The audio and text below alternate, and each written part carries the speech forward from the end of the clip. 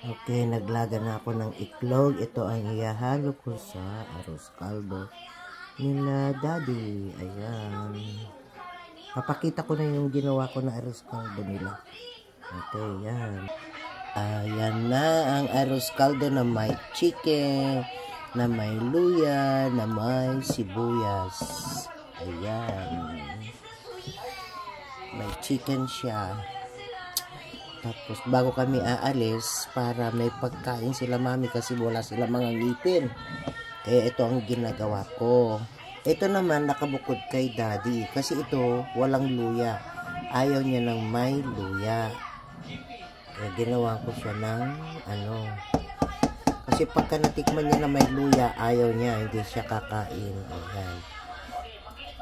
Ayan. Ayan, ito naman para sa amin. Ayan.